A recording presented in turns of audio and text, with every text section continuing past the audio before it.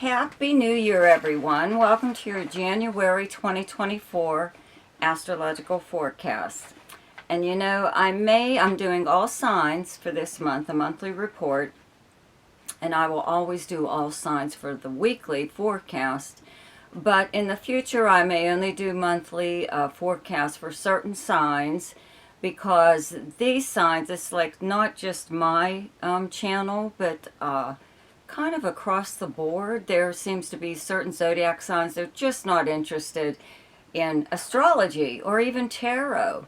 Okay, so there you'll notice that some tarot readers even only do certain signs, and that's why, you know, if the sign isn't interested, then it's just really not worth putting up a video for them. So like I said, in the future I will probably only do certain signs for monthly, but I will always do all zodiac signs for the weekly and other things also.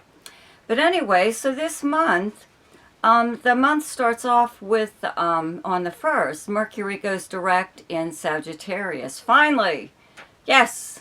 Mercury direct. Okay, so that is something to look forward to, especially having a retrograde period during busy holidays and trying to travel and all that stuff. Trying to get in touch with people, not always that easy. So if you are having problems like that, they'll start to smooth out. In fact, you may even be receiving some packages or cards or something or other this month that you should have gotten last month. Okay. On the 4th, Mars leaves Sagittarius and moves into Capricorn. On the 11th, there's a new moon in Capricorn.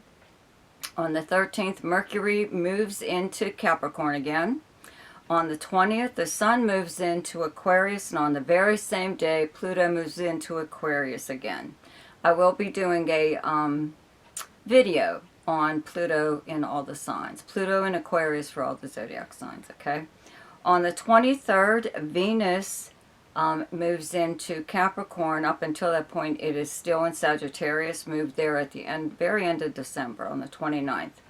And then on the 25th, there's a full moon in Leo, and on the 27th, Uranus turns direct. So, thank you so much for your support, your continued support.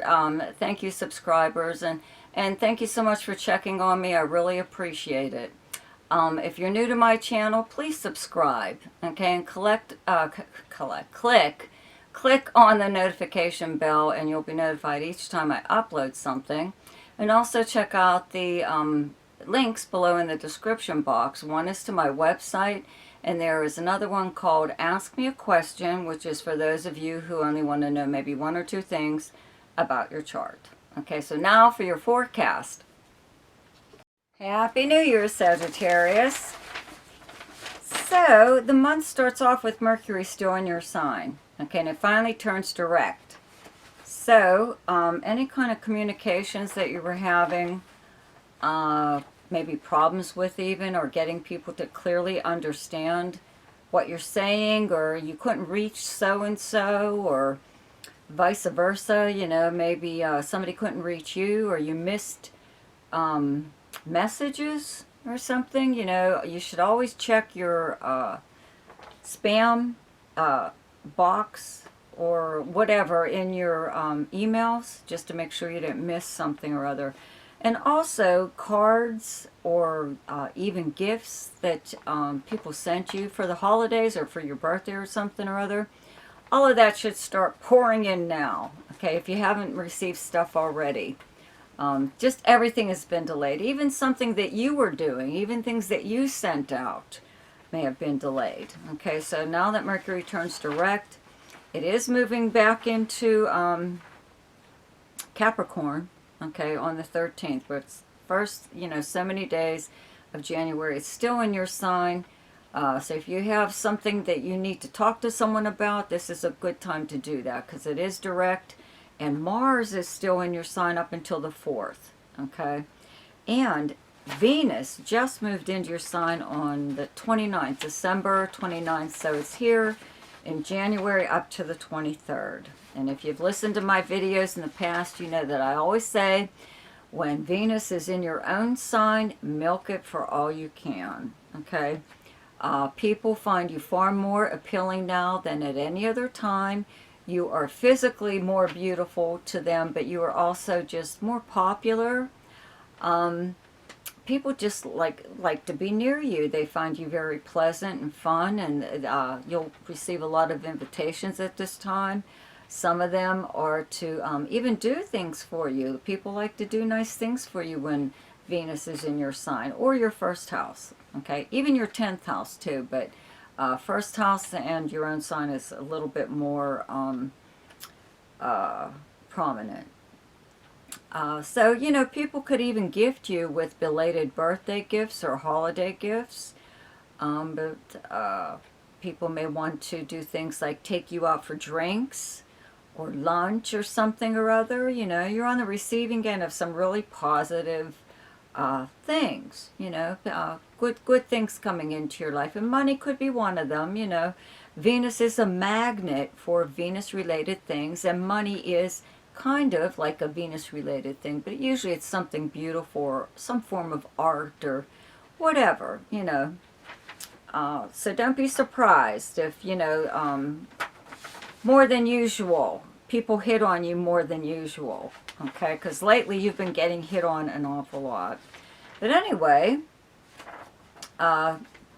Mars does move into Capricorn on the 4th in your second house, okay, of earned income, how you earn your money, your personal possessions, your investments. It's also your house of your valuables and your personal values, and also the house of hidden talents. Okay, Pluto's been here for a while, so I think a lot of those have already come to the surface, but it's never too late to have something just blow up here, right? Personal talents or hidden talents could be some kind of hobby or something that you used to do, possibly when you were younger. A lot of times, you know, when you're like still in high school, you're trying out all kinds of new things. So it could be something back then, you know, that you did that you liked, that by now you would have probably turned into some form of business, your own self-employment, you know, because along with Uranus in your 6th house of work and the kind of work that you do, and having Jupiter here transiting at the same time in Taurus, both Uranus and Taurus in the 6th house, you should have already at least begun some form of self-employment or creating something that brings in money, but it's something a little different, possibly not just for you but for everyone. But this is like one of those times, because these planets are all moving into your second house here of money. Okay, so we got Mars on the 4th, new moon in Capricorn on the 11th, Mercury moves into Capricorn on the 13th, and Venus moves here on the 23rd. Okay, Venus being a magnet for money. Okay, so all these planets are in your second house, and if you do still work for someone else, this would be the time that you'd be, you know, talking about money, trying to get a raise of some kind or an increase. If you're self-employed, you increase your fee. There's just, you know, more or a new form possibly of income. With Mars being here, it helps you to create something like that. It's very energetic in starting something new, you know, some new stream of income, okay? Now, for a while, okay, let me see here, around that new moon, okay, around the 11th is when you could either begin something new as far as some side venture, or it could be your main source of income. Even if you're retired, there is still something that you do or some way that you have money coming in to live off of. So that's what this is about. You know, you may be finding some way to enhance that while you're increasing it or whatever, okay? But this new moon will bring a new beginning in this area. So you could actually be, maybe you've already done your negotiations with a fee or whatever, okay? So this could be when you actually see something, some kind of increase. So, of course, I'm going to tell you, you guys are the gamblers of the Zodiac, okay? It would be a good idea to at least put a buck on the lottery, the largest jackpot in your area, or at least buy a scratch off, you know. And when you need to know what dates or whatever to actually do this on, just check out my weekly forecast, because that's when I do aspects, okay? So then, okay, the Sun moves into Aquarius and Pluto moves into Aquarius on the same day, on the 20th, into your third house where you have Aquarius, okay? So this planet has been moving back and forth between Capricorn and Aquarius, so you've already experienced what it's like to have Pluto in the third house, even just briefly. So it will move fully into Aquarius by the end of the year. You know, you've had so many there's been a lot of transits in Aquarius, right, lately. So you've already had things going on in your third house, which is like your everyday life and the people and places you would encounter throughout the normal course of your day, okay?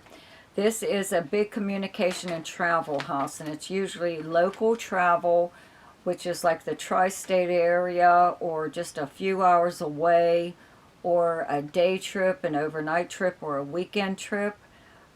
This is big communication. This is any form of communication. Regular postal mail, email, voicemail, text message, anything, okay? With the Sun here, you know, it's your neighborhood, your neighbors. It's like doing more things, let's say, like within your own area. When the Sun is here, it makes you a little bit more active wherever the Sun is transiting, okay? So you might have a lot more contact with your neighbors at this time, or there could actually be something going on in your neighborhood that is kind of interesting. There could even be a new business moving in. Third house is an internet house. It is the written word, also the spoken word, with Pluto here, and for like the future, somewhere down the line there. And this is coupling with having Uranus and Jupiter in your sixth house of the kind of work that you do. You could possibly write something that is very profound. It could be a document or a book or something or other that affects people's thinking.